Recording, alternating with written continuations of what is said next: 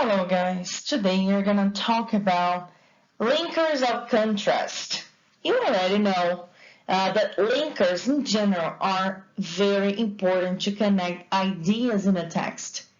And today we're gonna focus on the ones related to opposite ideas, presenting opposite and contrasting ideas, okay? This is it.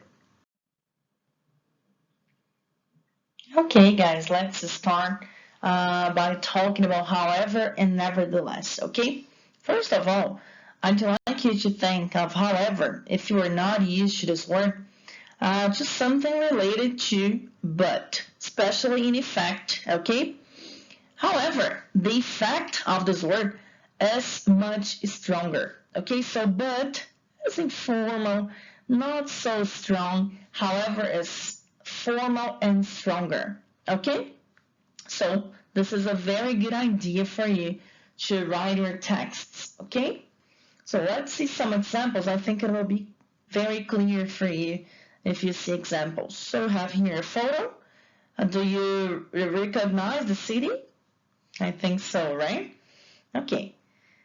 So let's see. The first example, Belo Horizonte is a great place to live with many options of bars. However, it's dirty and expensive. Belo Horizonte is dirty and expensive. However, it's a great place to live with many options of bars. Guys, first of all, I'd like to mention that the position here of the word however changes everything. As you can see, they present a different effect here. And for example, in the first one, I start by saying something positive, and I end by saying something negative. It means my focus will be here in the second one.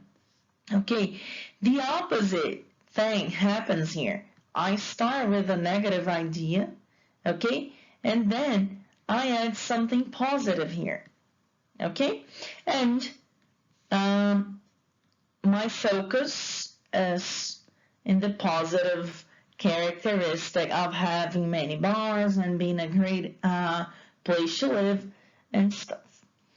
Guys, you might be thinking of the word nevertheless, right? Nevertheless, guys, is the same thing in meaning, okay? Compared to however, it's the same thing. You can use them interchangeably here, but I have to warn you that this word is stronger, so it emphasizes a little bit more than however, okay? And this is the main characteristic. It's very formal. Okay, so at school, for example, only if you want to be very, very formal, okay?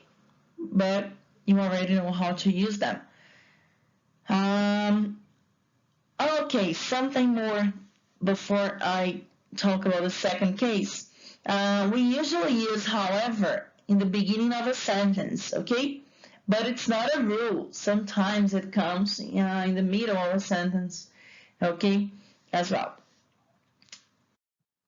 Okay, so although and even though, as you can see, great pictures here, right?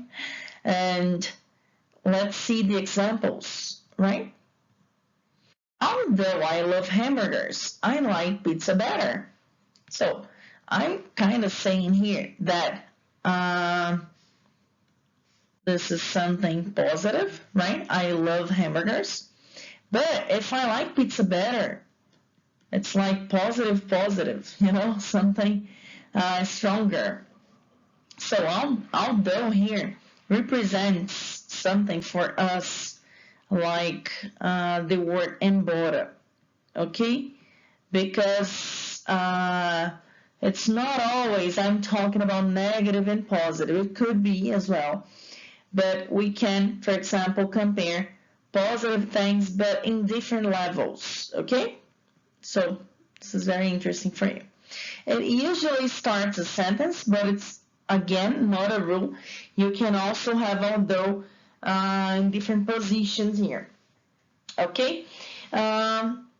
This one, I like pizza better, although I love hamburgers. Okay, so this is it. The difference between although and even though is that even though emphasizes even more. Okay. So again, I will write emphasis. Okay, it happens many times here concerning linkers. Okay, so even though it represents something more emphatic. Okay, here in this comparison. Guys, something really important here. I know you are not very attached to grammar and rules, and we really don't need to, right? But in this case, it's very important to differentiate, okay? Because of the next words I will present you, despite and in spite of, okay? And I will talk about it here. The rule says that although or even though, okay? Whatever. They have to follow the rule here.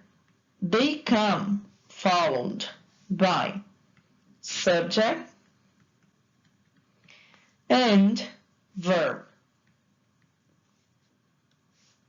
And I can prove it. Okay, so I will prove.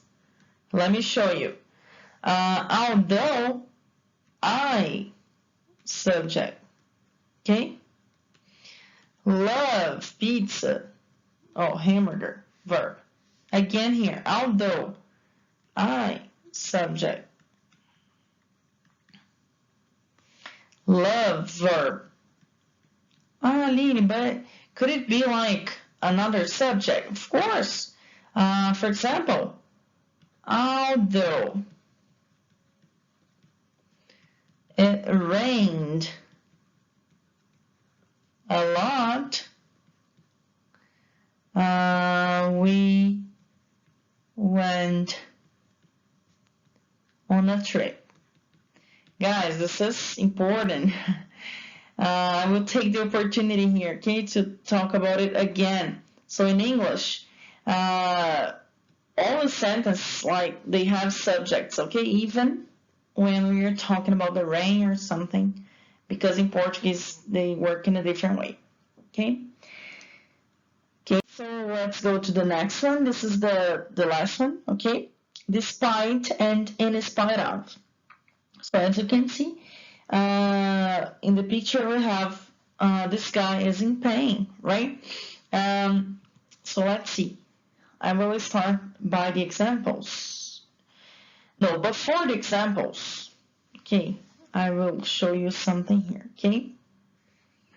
Guys, many students get confused about these structures because they are really similar, right? However, something for you to remember, okay? We only have one word or three words. We never have two words, for example. Okay, why am I saying that? Because the guys usually start using prepositions here with despite, you know. So let's think of this is the bigger. Oh, just a second. Okay, this is the biggest word comparing both, right? And it kind of doesn't need the attachments. Okay, let's think this way. And this one, this is the smallest, right? And it kind of needs attachments. So that's why we use the prepositions here. Okay? This is just a tip for you. Okay? The example. Despite a pain in his leg, he completed the marathon. Despite the fact that he was in pain, he completed the marathon. Despite being in pain, he completed the marathon. So, I will talk about the rules here and show in the examples what happens. Because despite and in spite of, they are really connected to although and even though I just showed you in the previous slide, right? So The difference between both here is that despite is more formal, okay? Okay, and the rule, let me talk about the rule, okay? So, usually we have despite or in spite of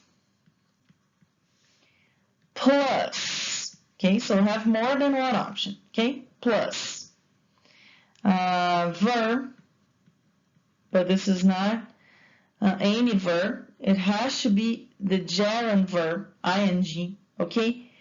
Or pronoun, and by pronoun I mean something that offers a reference, that, this, what, when it comes to a reference, okay? Or a noun, this is very common.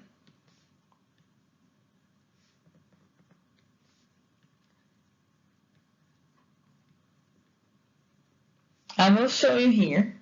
We only have here 3 of the examples. Oh, sorry. We don't have here the 3 examples because I decided to add something here which is very common in English, okay? So, let's see. Despite the pain, so the pain in his leg, actually, this is a noun, okay?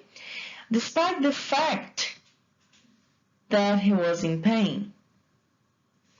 Guys, this is also very common. And it has this value of a noun, okay? And you can, the fact that something happened, and here the action, right? But it's not the action, we don't have the verb here, okay? Only in this case here. Despite being in pain, so this is the verb, okay? This is it. And we also have here this case of the pronoun. So I will give you an example. Despite what happened,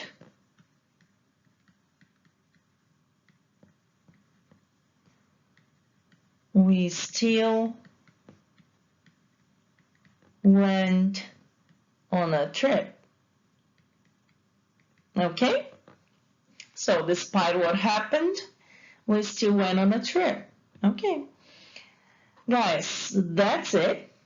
And please do the exercises indicated there on Magnum Sol. Right? See you next time. Thanks.